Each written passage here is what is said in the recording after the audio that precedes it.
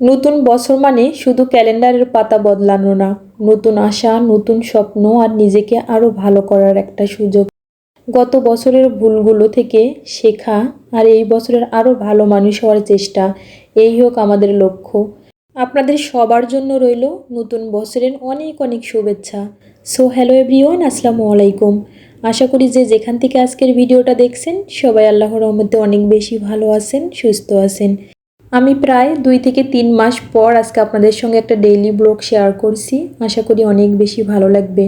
আমার ড্রয়িং রুমের ভিডিওটা ভাইরাল হওয়ার পর সেখানে এত এত কমেন্ট এসেছে, আমি ব্যস্ততার কারণে কমেন্টে রিপ্লাই করতে পারিনি, সেজন্য আন্তরিকভাবে দুঃখিত।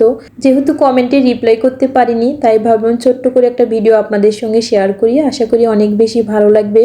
বিশেষ করে আমার এই মানি প্লান্ট গাছটা নিয়ে অনেকে অনেক কমেন্ট করেছেন যে আপু আপনার গাছগুলোতে আপনি কি দেন। আমি প্রায় সময় আমার গাছগুলোতে সপ্তাহে 2 বার আমি চাল ডাল ধোয়া পানিটা দিয়ে থাকি, মানে স্প্রে করে থাকি। এই তো এই সেই মানি প্লান্ট গাছটা, এই গাছটা আমার ভাইরাল হয়েছিল। মাশাল্লাহ, আমার গাছটা দেখতে অনেক বেশি সুন্দর। তাছাড়াও অনেক আপুরা আমাকে কমেন্ট করেছেন যে আপু আপনার গাছগুলো কি সবসময় রুমেই রেখে দেন নাকি কখনো রোদেও দেন।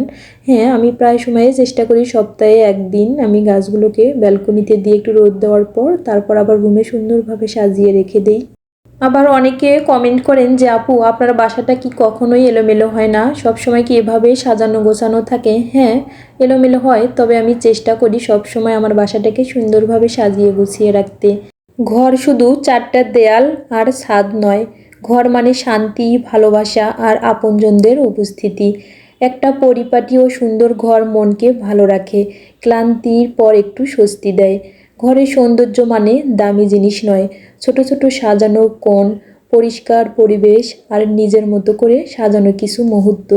যত্ন নিলে সাধারণ ঘরও হয়ে উঠতে পারে খুব সুন্দর। যে ঘরে যত্ন থাকে সেই ঘরে সৌন্দর্য ফুটে ওঠে।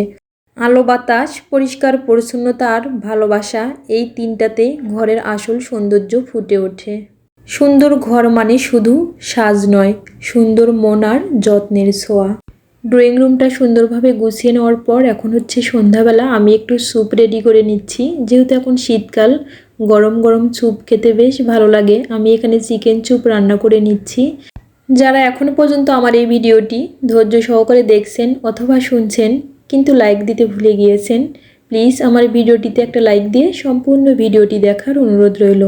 যারা লাইফস্টাইল ব্লগগুলো দেখতে পছন্দ করেন কিংবা ভালোবাসেন, যদি আজকের ব্লগটা আপনাদের কাছে কোনো অংশে একটু ভালো লেগে যায় তাহলে প্লিজ আমার পেজটিতে একটা ফলো দিয়ে পাশেই থাকবেন। যারা অলরেডি আমার পেজটিতে ফলো দিয়েছেন তাদেরকে অসংখ্য ধন্যবাদ। এখন হচ্ছে আমি রাঁধুনি ফিরনি মিক্স দিয়ে ফিরনি রান্না করে নেব। তাহলে আজকে এই পর্যন্ত, নেক্সট আরেকটা সুন্দর ব্লগে আবার আপনাদের সঙ্গে দেখা হয়ে যাবে। সে পর্যন্ত সবাই ভালো থাকবেন, সুস্থ থাকবেন, আমাদের জন্য দোয়া রাখবেন। আপনাদের সবার প্রতি শ্রদ্ধা এবং ভালোবাসা রইল। আল্লাহ হাফেজ, আসসালামু আলাইকুম।